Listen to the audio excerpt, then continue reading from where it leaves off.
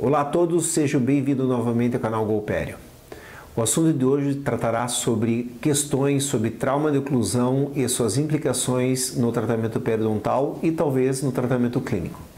Eu venho por esse também agradecer ao nosso novo contribuinte, Dr. Henrique Valenga, que é especialista em MS em periodontia e está ingressando ao doutorado.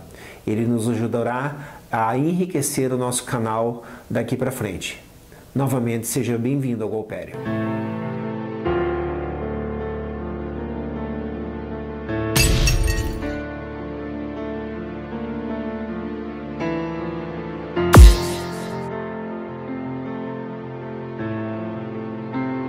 Hoje nós vamos responder algumas perguntas que alguns clínicos e nós mesmos temos sobre trauma de oclusão, certo?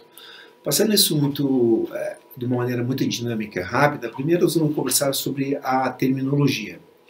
O trauma oclusal é definido como uma lesão no aparelho de fixação como resultado de uma força oclusal excessiva. Isso é ditado pela Academia Americana de Periodontia já em 1986.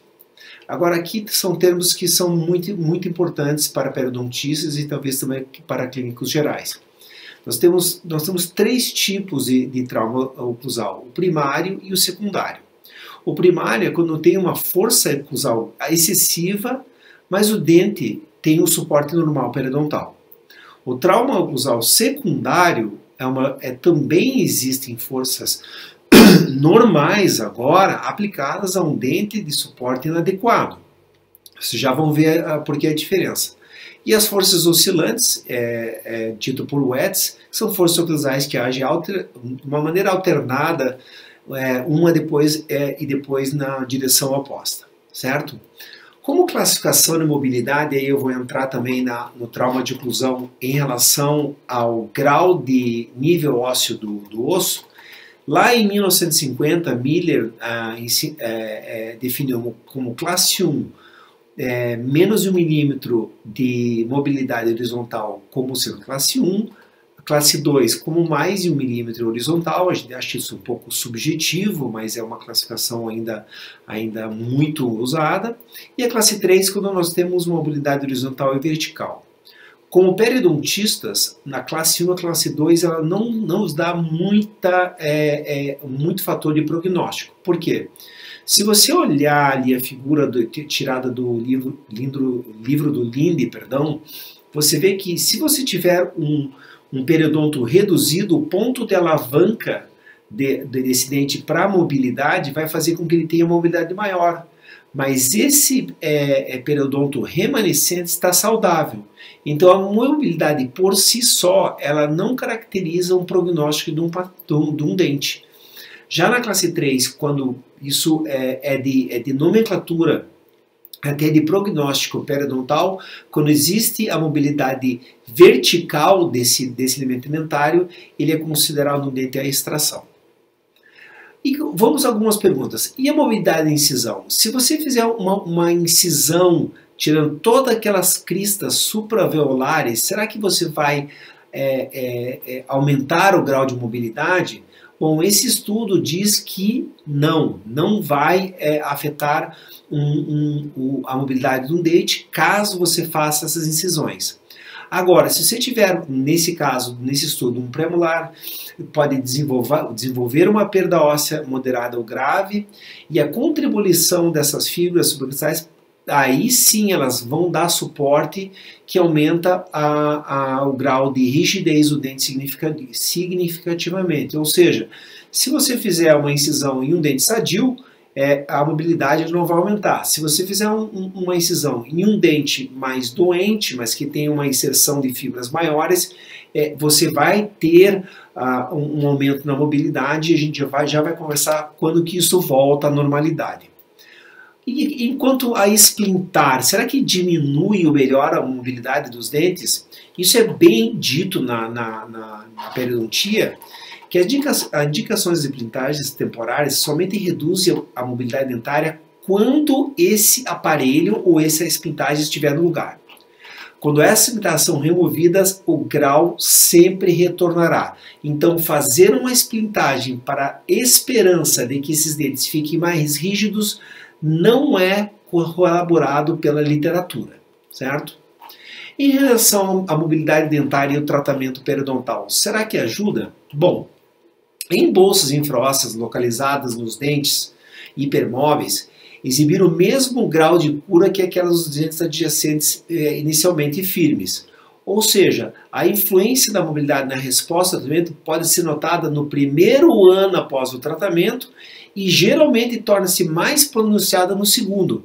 Se você fizer um retalho, uma cirurgia óssea, um ídolo modificado, você vai ter um grau de mobilidade, esse grau de mobilidade vai ser, vai retornar a uma melhora no primeiro ano e depois no segundo. Então tem que se esperar tempo para esses dentes que teve tratamento periodontal para voltar à mobilidade original. E a ortodontia, será que ela pode causar recessão, ou seja, aquele trauma oclusal induzido por tratamento? Então tem alguns estudos aqui que demonstraram que forças ortodônticas produzem movimentos corporais de inclinação e que podem resultar em recessão gengival. Isso quando esses dentes estão com locais de gengivite. Além disso, se o dente for movido através do envelope do processo alveolar, ou seja, vestibularmente, você pode causar uma fenestração, uma dehiscência, pode ocorrer um afinamento desse periodonto e pode ocorrer recessão.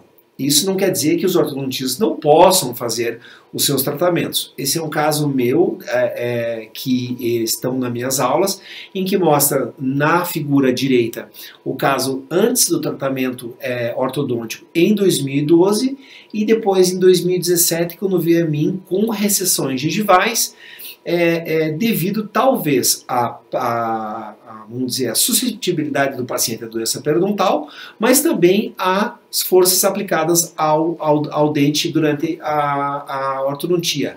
Cabe dizer, e eu vou ser bem claro, que isso não é imprudência, negligência ou imperícia do ortodontista, mas apenas se ater se o paciente tem algum quadro de periodontite ou gengivite, porque trauma oclusal com gengivite ou com periodontite pode agravar o processo de perda óssea, certo?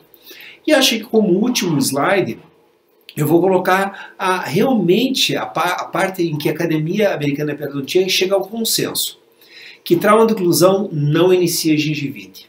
O trauma de oclusão não inicia a perda de inserção de tecido conjuntivo, ou seja, só trauma não faz com que a bolsa periodontal se aprofunde, tá? O trauma de oclusão, entretanto, resulta em reabsorção do osso alveolar, levando ao aumento de mobilidade dentária, que pode ser de caráter temporário ou permanente. Isso se implica aos tratamentos ortodônticos.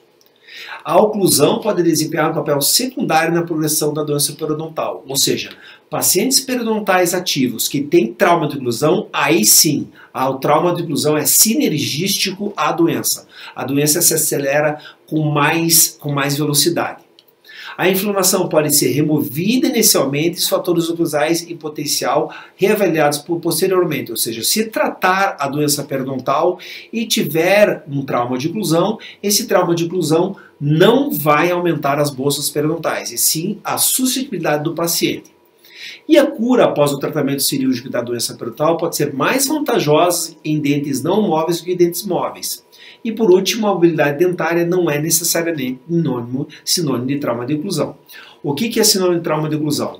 Aumento de mobilidade, ou seja, de grau 1 a grau 2, sensibilidade à mordida, ou seja, se o paciente sente realmente qualquer tipo de sensibilidade ao morder, e também os nossos chamados de frêmitos, aqui acho que não se usa muito esse termo, que é a mobilidade da função. Se o paciente morder e você encostar nos dentes superiores e eles tiverem mobilidade, isso também é considerado um trauma de oclusão. Então, assim, eu termino a minha apresentação da Golpério dessa semana e nos vemos em breve. Muito obrigado.